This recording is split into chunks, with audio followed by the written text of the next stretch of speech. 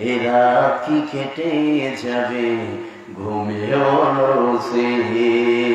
তুমি কি জানবে না তোমার নিজেকে পড়বকে।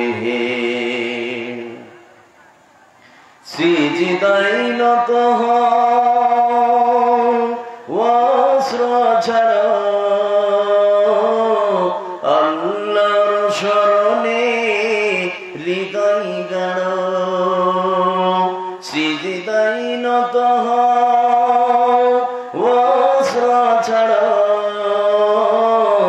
আল্লাহর শরণে হৃদয় গাড়ো। প্রাণ ঢেলে সব ব্যথা বলো প্রভুকে, বলো প্রভুকে। এ রাত কি কেটে যাবে ঘুমেও রোজে। তুমি কি জানবে না তোমার নিজেকে প্রভুকে।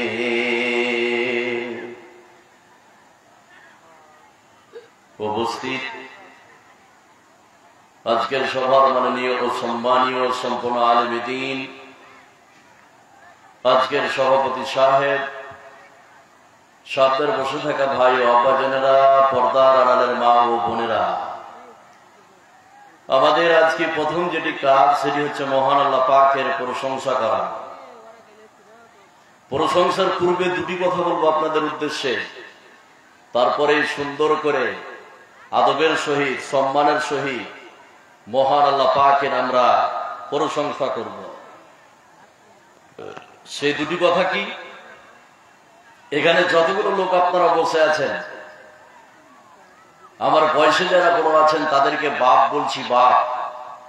আমার সমবয়স্ক যারা আছেন তাদেরকে দাদা বলছি, আমার ছোট যারা আছেন তাদেরকে প্রিয় ভাই বলছি। সকলকে ঐক্যবদ্ধ ভাবে একসাথে আমি আহ্বান করব, এই কথা বলবো যে আমার সামনে যে জায়গাটুকু ফাঁকা আছে, পিছনের সম্পূর্ণ লোক মনে হয় জায়গাটি ধরে যাবে। তো এটা আমার আবেদন। বড় আছেন বাপ বলছি, বাপ। আমার সমবয়স্ক দাদা, ছোট যারা আছেন প্রিয় ভাই বলছি, সকলে উঠে একটু সামন দিকে আসবেন, এটা আমার দাবি। আমি আশাবাদী যে আপনারা আমার কথাকে মূল্যায়ন করবেন, একটু দাম দিবেন, এটা আমি আশাবাদী। যেহেতু আজকের জন্য আপনাদের আমি মেহমান, তো আপনারা একটু চলে আসুন, আর একটু চলে আসুন, সেটে সেটে বসুন। আপনার তবুও ফাঁকা থেকে যাচ্ছে, সেটে সেটে বসে যান। সকলে একটু চলে আসুন। মাশাআল্লাহ আসছে। যারা বুঝতে পারেনি, মাইকের আওয়াজ মনে হয় তাদের কানে যায়নি সম্ভবত। যদি যেয়ে থাকে কথাটা একটু মূল্যায়ন করবেন।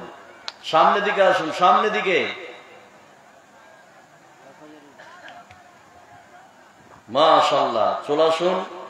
এসছে এসছে, অনেকটি এসছে। বসুন, বসে যান।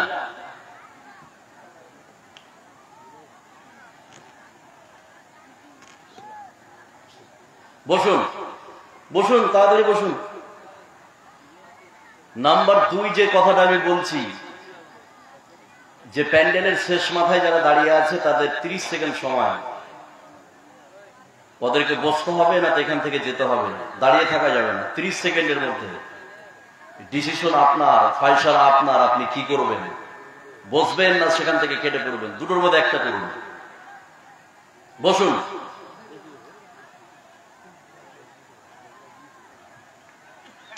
এবার শুনুন, মোটামুটি একটা সুন্দর পরিবেশ গড়ে উঠলো। এবার আমরা আল্লাহ পাকের প্রশংসার দিকে অগ্রসর হব। এখানে যতগুলো লোক আমরা বসে আছি, আমরা সবাই মিলে যদি আল্লাহ পাকের প্রশংসা করি, তাহলে আমার আপনাদের আমলনামায় নেকি লিখে দিবে কে? এই কথা বলুন, নেকি লিখে দিবে কে? আল্লাহ। সেই জন্য আমরা প্রশংসাটা উচ্চ কণ্ঠে করব। এই প্রশংসা শুধু আজকে না, প্রতিদিন। কথা বলুন, প্রতিদিন। সেই জন্য খাওয়ার সময় প্রশংসা কার? জোরে। খাওয়ার সময় প্রশংসা কার? ঘুমার সময়, ঘুম থেকে ওঠার সময়, স্ত্রীকে মারার সময়। কে বলেছে? স্ত্রীকে মারার সময় আল্লাহর প্রশংসা করা যাবে? ভাই আপনার স্ত্রী যদি আজকে এসে থাকে, সকালে আর হাঁড়ি চড়বে না বন্ধ হয়ে যাবে? বন্ধ হয়ে যাবে। যা হোক, এটা স্লিপ হয়েছে, এটা আল্লাহ ধরবেন না, মাফ করে দিবেন। কি করবেন? মাফ করে দিবেন। তা আমরা সব জায়গায় সর্বাবস্থায় আল্লাহ পাকের প্রশংসা করব। আজকের জন্য ছোট্ট একটি বাক্যের দ্বারাই আমরা আল্লাহ পাকের প্রশংসা শেষ করব। আমরা সকলেই অন্তরস্থল থেকে বলবো আলহামদুলিল্লাহ। আল্লাহর পরে এই বিশ্বে, এই পৃথিবীতে যাকে আমরা স্থান দিই, এই পৃথিবীতে স্থান পাওয়ার যে অধিকার রাখে, যোগ্যতা রাখে, তিনি আর পৃথিবীর কেউ নন। তিনি হচ্ছেন আখির নবী, নবী মুহাম্মদ সাল্লাল্লাহু আলাইহি সাল্লাম, যিনি যুগ যুগ ধরে বহু সাধনা করে, বহু চেষ্টা করে বিশ্বের মানব মণ্ডলীকে অন্ধকারের ভিতর থেকে আলোর পথ দেখিয়েছেন। তিনার উপর শত শত শান্তির ধারা বর্ষিত হোক। আল্লাহুম্মা সাল্লি আলাইহি আল্লাহুম্মা বারিক আলাইহি। আপনাদের সম্মুখে যে বিষয়টি আমি মঞ্চে উপবিষ্ট হয়েছি, খুব গুরুত্বপূর্ণ বিষয়। আজকের বক্তব্যের বিষয় হচ্ছে গুনাহ মাপের পদ্ধতি। কি বললাম? গুনাহ মাপের পদ্ধতি।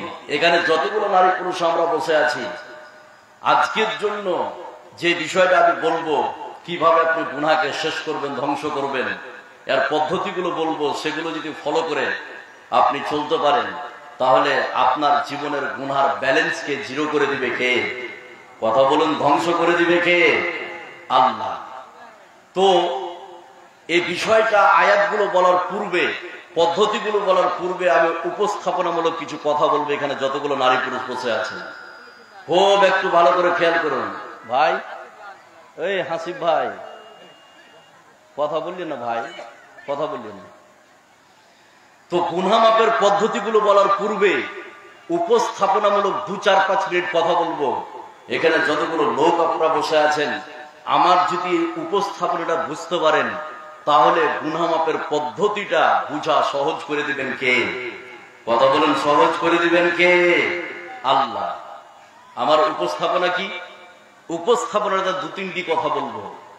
নাম্বার 1, এখানে যতগুলো লোক বসে আছেন, আদম থেকে নিয়ে এখন পর্যন্ত, আর এখন থেকে নিয়ে কিয়ামত পর্যন্ত বিশ্বে যতগুলো লোক এসেছেন, আর এখন যতগুলো লোক আছে, আর কিয়ামত পর্যন্ত যতগুলো লোক আসবে, প্রত্যেকটা মানুষ হচ্ছে ভুলকারী। মানুষ ভুল করে কি করে না? পৃথিবীতে এমন কোন মায়ের বেটা নাই যে আমার ভুল হয় না। নবীদেরও ভুল হয়েছে। কুল্লু বানি আদম খাত্তাউন। প্রত্যেকটা মানুষ হচ্ছে কি? ভুলকারী।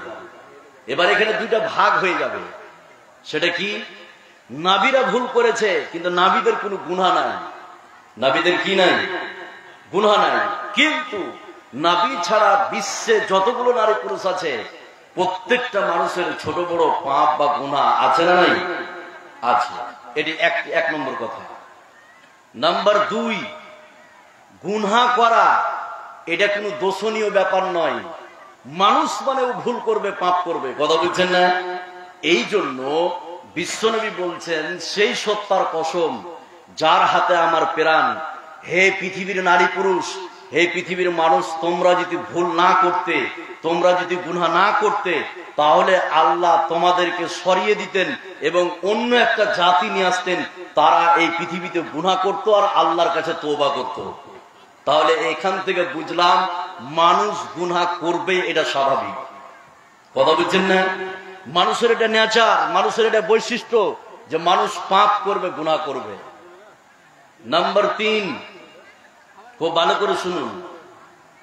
আল্লাহর যতগুলো গুণবাচক নাম আছে, তার মধ্যে একটি নাম আছে গাফুর বা গাফফার। আছে না? আছে। তো গফুর বা গাফফার শব্দের অর্থ হচ্ছে ক্ষমা করনেওয়ালা, মাফ করনেওয়ালা, যিনি মাফ করেন।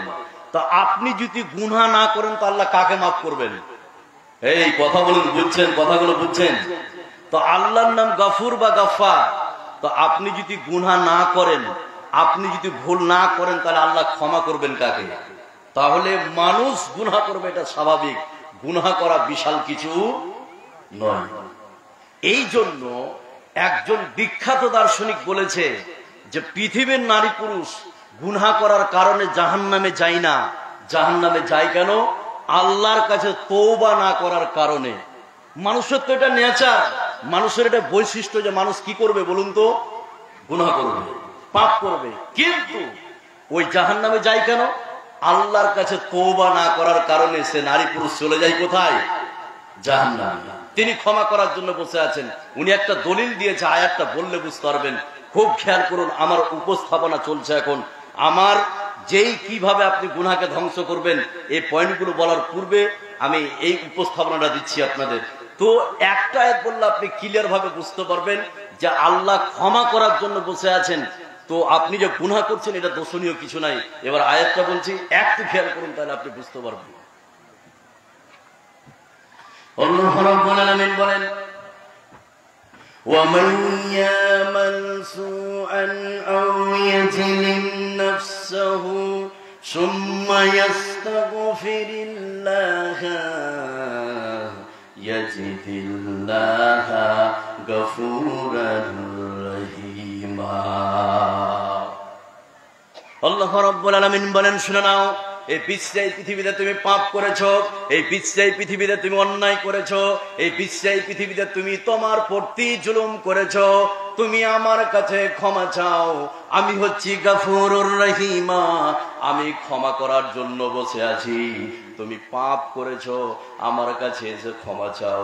আমি আল্লাহ রাব্বুল আলামিন তোমাদের জীবনের গুনাহগুলিকে আমি আল্লাহ পাক জিরো করে দিব। জোরে বলুন সুবহানাল্লাহ। তাহলে গুনাহ করবে এটা স্বাভাবিক মানুষ, আপনাকে তওবা করতে হবে, ক্ষমা চাইতে হবে। কি করতে হবে? ক্ষমা চাইতে হবে। এবার যদি আপনি তওবা করেন, লাভটা কি তারপর আমি বলছি। আপনি যদি কোনো নারী পুরুষ যদি আল্লাহর কাছে তওবা করে, কান্দাকাটি করে, একজন সাধারণ বাচ্চা মায়ের পেট থেকে আসলে তার কোনো পাপ থাকে? কথা বলুন, থাকে কি? থাকে না। তো আপনি যদি তওবার মতো তওবা করেন, তাহলে আপনার জীবনের কোনো পাপ থাকবে না, ওই না মাসুম বাচ্চার মতো হয়ে যাবে। সুবহানাল্লাহ বলবেন না? এবার তওবা কিভাবে করবেন পদ্ধতিটা খালি শিখালেন আজকের জন্য। যতগুলো মা বোন আছেন আর পুরুষ আছেন খালি পদ্ধতিটা শিখালেন। তওবার 4টি শর্ত আছে। কয়টি বললাম? 4টি শর্ত। তো একটা গুনাহ হচ্ছে হাক্কুল্লাহ আর হাক্কুল ইবাদ। মানুষ নারী পুরুষ কিছু গুনাহ করে আল্লাহর সাথে সম্পর্কীয় গুনাহ, আর কিছু গুনাহ করে মানুষের সাথে, বান্দার সাথে সম্পর্কীয় গুনাহ। তাহলে গুনাহ কয় ধরনের হচ্ছে এখানে? 2। একটা গুনাহ হচ্ছে আল্লাহর সাথে সম্পর্কীয় গুনাহ, আর আরেকটি গুনাহ হচ্ছে মানুষের সাথে সম্পর্কীয় গুনাহ। তো আল্লাহর সাথে সম্পর্কীয় যেগুলো পাপ আপনার সাথে হয়েছে, এই গুনাহটা ক্ষমা শর্ত আছে। কয়টা শর্ত বললাম? 3টা শর্ত। তো আল্লাহর সাথে সম্পর্কীয় 2-1টা তাহলে বুঝতে পারবেন। নামাজ না পড়া, এটা হচ্ছে আল্লাহর সাথে সম্পর্কীয় পাপ। কার সঙ্গে? আল্লাহর সাথে। রোজা করে না, আপনার মিথ্যা কথা বলে, আপনার যাকাত দেয় না, এগুলো হচ্ছে আল্লাহর সাথে সম্পর্কীয় পাপ। এই পাপকে যদি আপনি ক্ষমা করেন, 3টা শর্তকে কেন্দ্র করে যদি তওবা করেন, আল্লাহর সাথে সম্পর্কীয় যতগুলো পাপ আছে সমস্ত পাপকে ধ্বংস করে দিবে কে? এই কথা বলুন, ধ্বংস করে দিবে কে? আল্লাহ। 3টা শর্ত কি এবার আপনাকে বলছি। নাম্বার 1, যেই পাপ আপনি করছেন সেটাকে তাৎক্ষণিকভাবে ছেড়ে দিতে হবে, আর করা যাবে না। নাম্বার 2, এই পাপের জন্য দারুণভাবে লজ্জিত হতে হবে আল্লাহর কাছে। নাম্বার 3, এই পাপ আর করব না বলে আল্লাহর সঙ্গে দৃঢ় প্রতিজ্ঞা করতে হবে। এই 3টা শর্তকে কেন্দ্র করে যদি তওবার মতো তওবা করতে পারেন, আল্লাহর সাথে সম্পর্কীয় পাপ যতগুলো আছে সমস্ত পাপগুলোকে ধ্বংস করে দিবে কে? আল্লাহ। এবার এটাকে আপনি বন্ধ রাখেন। এবার চলুন মানুষের সাথে সম্পর্কীয় পাপ কোনগুলো এবার একটা একটা করে দেখাবো, শুনলে আপনি চমকে যাবেন। কয়টি শর্ত বললাম? 4টি শর্ত। এবার মানুষের সাথে